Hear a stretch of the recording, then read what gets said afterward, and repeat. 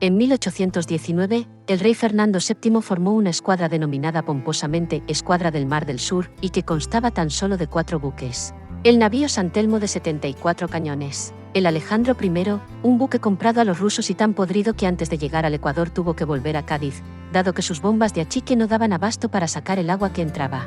También iban la fragata Prueba, de 34 cañones y el navío mercante de transporte, Primorosa Mariana. ¿Pero por qué Fernando VII creó esta escuadra? La invasión napoleónica debilitó a las fuerzas españolas, circunstancia que las colonias americanas aprovecharon para proclamar su independencia.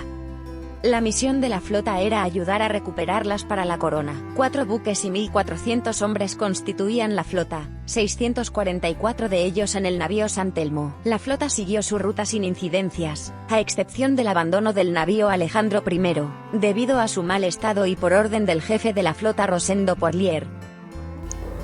Al llegar al paso de Drake, la flota fue atacada por un furioso temporal, provocando averías en la tajamar, el timón y la verga mayor del San Telmo, dejando al barco sin gobierno. Neptuno y Eolo se habían confabulado para evitar el paso de la flota.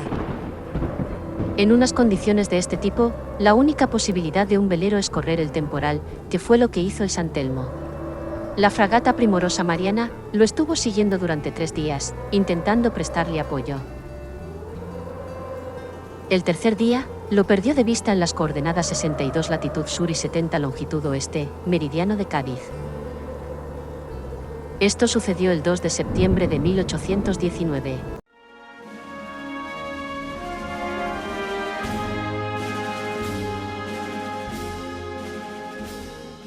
Dos meses más tarde, el capitán de la Armada Británica Robert Fields fue enviado a comprobar las notificaciones del capitán mercante William Smith de haber divisado tierras hacia el sur.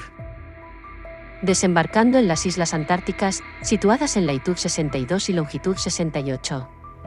Oficialmente no había llegado nadie, y tomaron posesión en nombre de la corona inglesa, dando nombre a las islas. William Smith pasó a la historia como el hombre que pisó por primera vez la Antártida, omitiendo que había encontrado los restos de un navío de 72 cañones, palos, un cepo del ancla, además de un león rampante, decoración de proa de los navíos españoles. El capitán Robert Fields no omitió lo que encontró en la playa. If you walk over the land you will find a fine sandy beach or bay 3/4 of a mile in length in form of a crescent and called the Half Moon Beach. Here was found the half of an anchor stock of a 74 iron hooped and copper bolted. Stud sail booms and other spars were found here likewise, the melancholy remnants of some poor fellow's misfortune.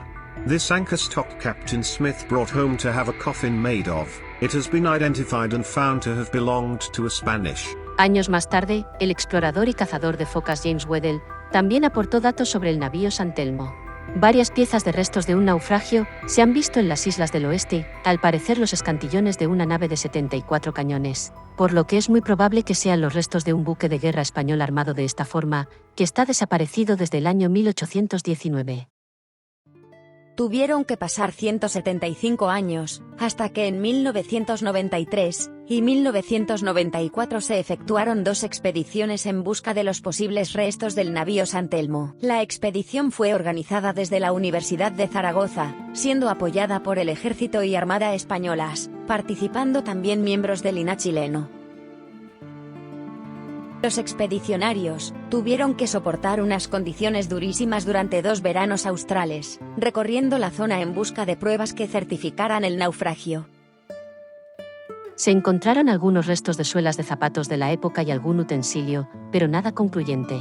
Encontrar restos de la estructura del barco en tierra era imposible.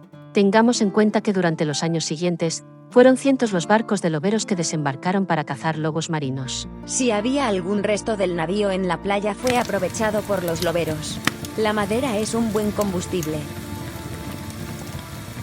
La expedición levantó una carta náutica que señalaba puntos de anomalías magnéticas, que podrían indicar restos de metales, hierros, cañones. Esta carta fue desarrollada por el Dr. Jorge Rey, de la empresa Esgemar, especializada en batimetría submarina. Queda por explorar el fondo marino.